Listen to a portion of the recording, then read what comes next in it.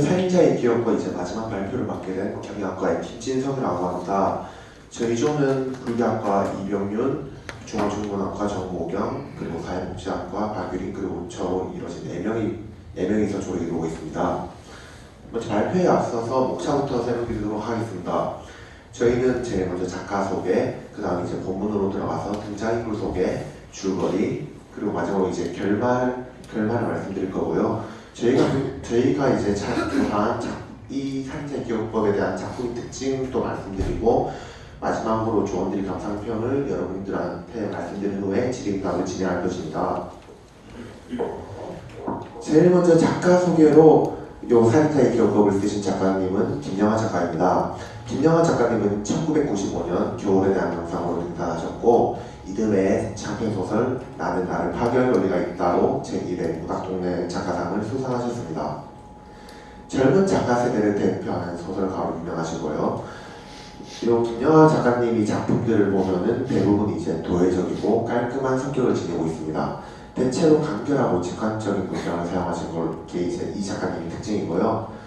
저희가 이제 작가님을 조사하다 보니까 좀 이제 김영하 작가님하고 비슷하신 분이 일본의 무라마키 하루키라는 작가님이 계신데요. 두 분이 이제 공통점을 찾아보니까 두 분 다 이제 어린 시절 외롭게 성장하셨고, 도시 인간들이 삶을 좀 도시적 감수성을 통해서 작품에 그대로 이제 묘사하신 것이 특징이십니다. 이제 등장인물 소개를 먼저 하겠습니다. 제일 먼저 주인공인 김병수가 있는데요. 김병수는 제일 처음으로 살인을 저지른 게 어머니와 동생과 함께 아버지를 살해한 것입니다. 그때를 시점으로 해서 30년간 연쇄살인을 지속해 왔고요. 알츠하이머를 앓게 되면서 본인이 원하는 완벽한 살인을 할 수 없게 되면서 25년 전을 기점으로 살인을 그만두게 됩니다. 김병수는 알츠하이머 치매를 앓으면서 과거 행동을 기억하지 못합니다. 하지만 과거에 자신이 저질렀던 연쇄살인은 정확하게 기억을 하는데요. 수의사로 생계를 유지하는 도중에 이제 자신이 딸로 생각하는 은희와 함께 은둔 생활을 지속하게 됩니다. 그리고 이제 딸을 지키기 위해서 자신이 모든 행동들을 공책이나 이제 여러 가지 수단을 통해서 기록을 하게 되고 녹음하면서 기억을 잃지 않으려고 노력하는 모습을 보여줍니다. 다음으로 딸인 은희에 대해서 설명을 드릴 건데요. 김병수의 딸인데 실제로는 존재하지 않는 인물입니다. 김병수의 기억 속에는 자신이 딸 은희는 자신이 마지막으로 살인을 저질렀을 때 그 피해자인 문화센터 여직원이 딸로 나와 있는데요. 그때 문화센터 여직원은 자신이 딸을 살려달라 해서 자신이 거두어서 키우고 있다고 생각하게 됩니다. 하지만 실제로 은희라는 이 이름은 김병수가 치매를 앓으면서 김병수의 집에 드나들던 요양보호사의 이름이었습니다. 그리고 실제로 그 문화센터 여직원이 딸은 김병수가 여직원을 살해할 때 함께 살해를 했었습니다. 그리고 다음 인물로 박주태를 소개시켜드릴 건데요. 박주태는 김병수와 교통사고를 통해서 처음 만납니다. 교통사고가 났을 때 박주태의 지프차 트렁크에서 피가 흘러내리고 이제 눈빛이 살벌하다는 이유로 김병수는 박주태가 이제 연쇄살인마라고 생각하게 됩니다. 하지만 실제로 박주태는 경찰이었고 김병수와 첫 대면은 사건 조사를 위해 요양보호사인 은희와 방문했을 때 처음 대면했었습니다. 그리고 실제로는 은희를 죽인 범인이 아니죠. 김병수의 생각과는 다르게. 그리고 마지막으로 안녕사인데요. 안녕사는 실제로 존재하지는 않는 인물입니다. 김병수가 알츠하이머 치매를 앓으면서 아주 왜곡된 기억을 가지고 있는데, 안녕사 같은 경우는 실제로 존재하지 않고 허구 인물입니다. 김병수의 기억 속에는 자신이 과거 30년 동안 저질렀던 살인사건들을 조사하는 형사로서 기억을 하는데요. 하지만 이 안녕사는 사실 박주태였고 존재하지 않은 허구 인물이었습니다. 그리고 이제 줄거리를 소개시켜드릴 건데, 그 전에 잠깐 이렇게 짧은 영상 하나 보고 나서 줄거리 소개시켜드리겠습니다.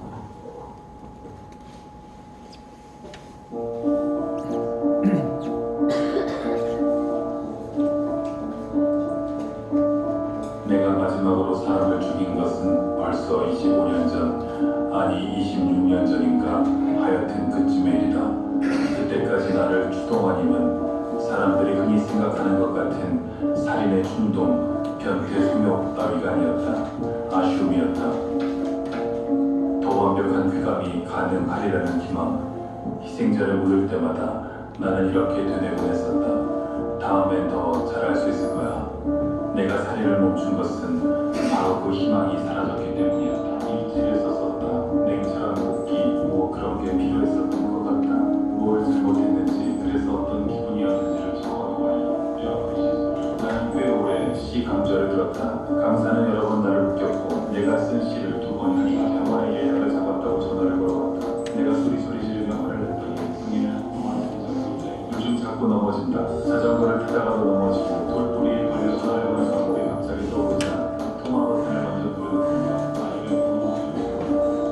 그러므로 몸 가운데에는 물질도 없고 느낌과 생각과 수지 자극과 음식도 없으며 눈과 귀와 죽음이 내 곁에 와서 있다. 알 수 있다.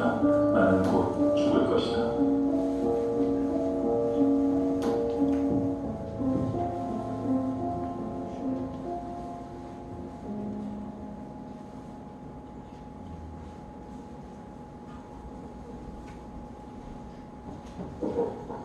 네, 이제 방금 전에 보여드린 영상은 요 살인자의 기억법 책 북 트레일러인데요. 방금 전에 영상을 보면은 많이 소리도 지지직 끊기고 똑같은 얘기도 반복하고 여러 가지 불안정한 부분이 많습니다.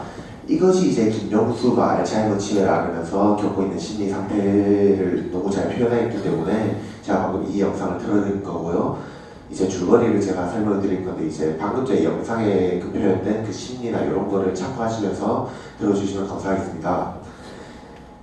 일단 기본 줄거리를 이제 설명을 드리자면 김명수는 알츠하이머 치매를 앓고 있는 환자이면서 30년간 연쇄 살인을 해온 살인자입니다.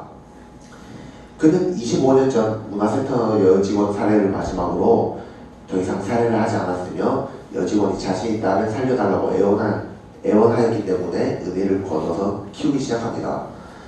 그러던 도중에 20대 여성을 상대로 한 연쇄살인이 일어나고 있다는 소식을 들은 김명수는 딸인 은희에게 조심하라고 당부합니다. 그렇게 이제 불안하게 살아가는 도중에 박준태와 이제 교통사고로 인해서 마주치게 되고 방금 전에 제가 말씀드린 뭐 눈빛이라든가 지브차 트렁크에서 나온 피로 인해서 이제 김명수가 박준태가 살인범이라고 생각하게 됩니다. 그에 따라서 김명수는 딸의 은희를 지키기 위해서 모든 것들을 세세하게 기록을 하지만 알츠하이머의 치매로 인해서 기억이 흐려지고 작품 속 분위기는 이제 긴박하게 흘러가는 게 이제 기본적인 줄거리인데요. 이제 결말로는 김명수는 이제 은희가 보이지 않는 상황에서 이제 경찰이 찾아오게 됩니다. 김명수가 여태까지 박준태가 살인범으로 생각을 하였으나 사실은 경찰이었고 이제 상황은 반전돼서 급격하게 진행됩니다. 딸로 알고 있던 은희는 사실 진작에 살인을 당했으면서 자신이 집에 드나들던 요양보호사 은희 또한 자신이 살해를 하였습니다. 그로 인해서 경찰 조사를 받고 살해를 재현하던 김명수는 구명둥들에게 욕을 먹기도 하고 빈병을 맞기도 합니다. 그리고 이제 알츠하이머가 더욱더 악화되면서 사람들이 하는 말에 더 이상 똑바로 안 들리게 되고 마지막에는 반야심경을 일조리면서 작품이 마무리가 됩니다. 그리고 이제 지금 제가 요 화면에 띄워드린 거는 김명수가 이제 책에 나온 대사들을 잠깐 본 겁니다. 문득 졌다는 생각이 든다. 그런데 무엇에 진 걸까? 그걸 모르겠다. 졌다는 느낌만 있다. 그리고 요 밑에 이제 대사들을 보면은 대부분 이제 김명수의 생각 1인칭으로 나타났죠. 요렇게 이제 김명수가 자신이 망각으로 인해서 모든 것을 이제 파멸로 몰고 갔다는 그런 결말이 나오게 됩니다. 그리고 저희 조는 이제 작품의 특징에 대해서 알아봤는데요.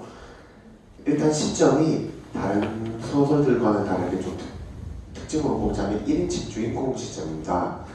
김명수가 이제 주변이 사람들을 만나고 이제 사고가 난 것들을 기록하고 요걸 이제 자신이 확인해서 기록하는 것을 1인칭 주인공 시점으로 나타냈었고, 딸인 은희를 살인마로부터 어떻게 지켜낼 것인가, 이제 이거를 자신이 이제 생각을 또 1인칭으로 나타낸 게 작품의 큰 특징입니다.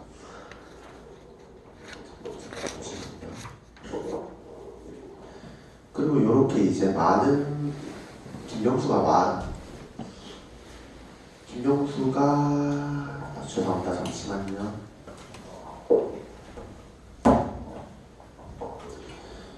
그리고 1인칭 주인공 시점으로 이제 본인이 이렇게 생각하는 것들을 이제 책에 고스란히 묘사되어 왔습니다. 그 다음으로 저희가 이제 특징을 꼽았는데요. 불구적 색채가 강하다는 것입니다. 방금 전에 제가 말씀드렸다시피 마지막에 반야신경을 읊조리면서 마무리가 되고요. 그 다음에 이제 여러 가지 부분에서 불구적 색채가 드러나는 것이 이 작품의 특징이라고 저희적으로 보았습니다. 그리고 이제 마지막으로 저희 조원들이 감상평을 말씀드릴 건데요. 박유림은 쉼없이 달리는 빠른 전개와 강렬한 문체로 이 책을 빠르게 읽을 수 있었고, 일기, 독백 형식으로 이야기를 전개함으로써 마치 내가 주인공이 된 것처럼 몰입하면서 읽을 수 있었다. 정보경은 이제 일반인이 쉽게 생각할 수 있는 살인자의 내면이라는 소재와 그에 대한 구성 방식이 새로웠고 깊은 여운이 남았다고 말씀해 주셨고요. 이병규는 모두 깔끔한 문장으로 서술했었고 마치 한 사람의 일기를 들여다보는 느낌이 들었고, 저는 이제 김병수가 마지막에 알츠하이머로 인한 망각이 결국에는 자신을 파멸로 이끌어가는 것이 저에게는 큰 충격을 주면서 깊은 여운을 하게 됐습니다. 대부분 여기 이제 저희가 다 느낀 것들이 공통적으로 1인칭 주인공 시점으로 묘사를 해냈기 때문에 저희가 이렇게 느꼈다고 생각합니다. 그리고 이제 마지막으로 질문 받고 마무리하도록 발표를 마치도록 하겠습니다.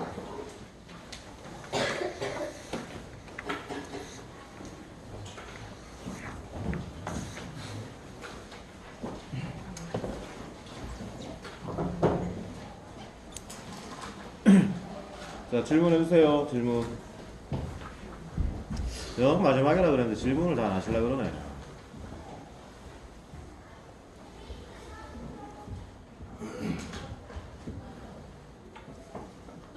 여기 질문자 있어요. 감상평을 보면 책을 읽으면서 여백이 많은 서술 방식도 불교적인 것 같다고 하셨는데, 여백과 불교적인 것에 어떤 관계를 느끼셔서 이렇게 쓰셨는지 궁금합니다.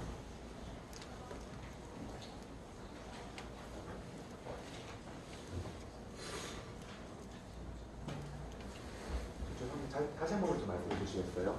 그 감상평을 보면 책을 읽으면서 여백이 많은 서술 방식도 불교적인 것 같다는 느낌이 들었다고 되어 있는데, 여백과 불교적인 것에 어떤 관계를 느끼셔서 이렇게 적으셨는지 궁금합니다.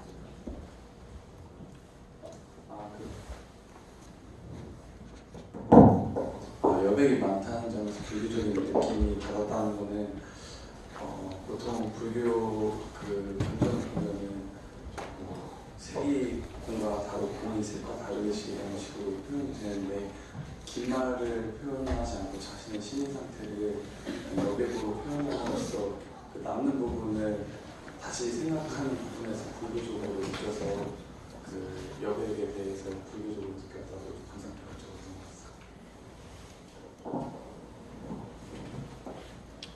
같습니다. 다음 질문 없으세요?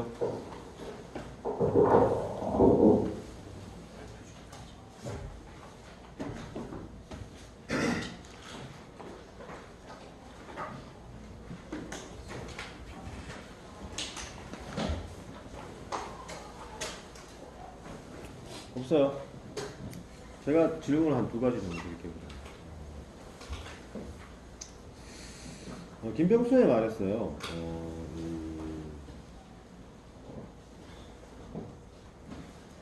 졌다. 문득 졌다는 생각이 든다. 그런데 무엇에 진 걸까? 그걸 모르겠다. 졌다는 느낌만 있다라고 했죠. 그죠? 후반부 쪽에 나오죠. 그죠?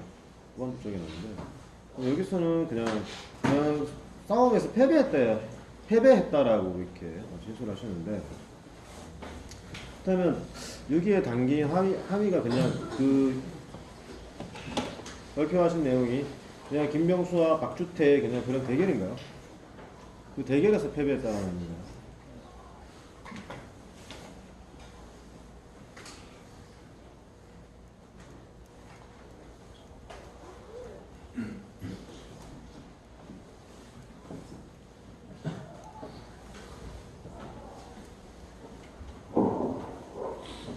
그 부분에 대해서는 그냥 패배라고만 보기에는 그 박주태와의 싸움에서 패배라고 보지 않고 단순하게 그렇게 본 게 아니고 그 보고서에 그렇게 작성되어 있긴 한데 두 가지 의미로 서술할 수 있는 게 박주태와의 싸움에서도 졌다고 말할 수 있지만 그 자기 자신이 항상 완벽한 살인을 해왔고 지금 자기 자신이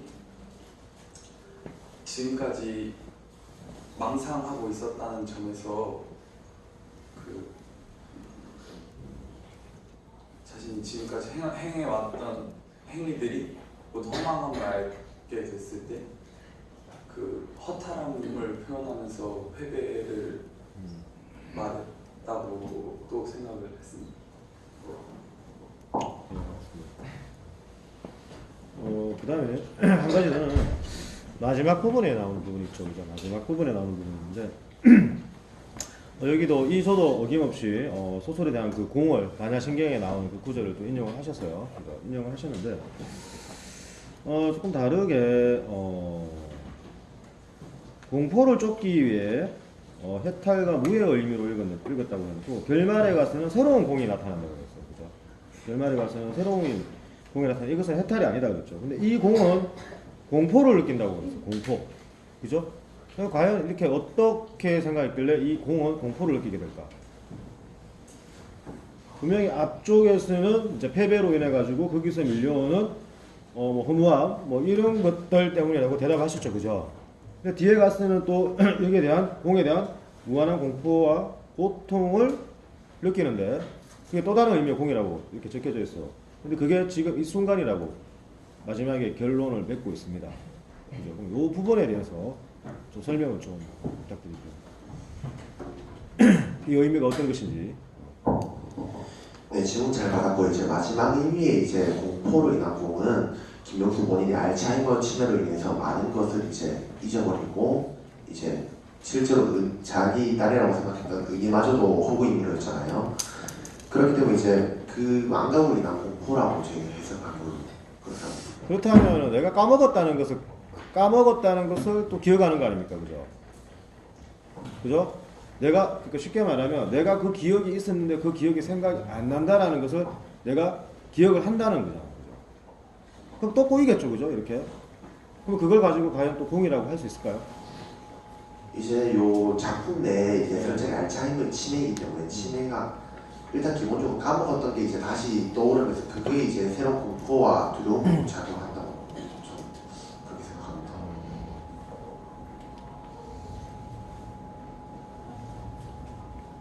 그래서 그 무서운 공포와 또 다른 공포 여기에 대해서 조금 더 서술이 좀 되어 있었으면 하는 바람에서 제가 질문을 했습니다.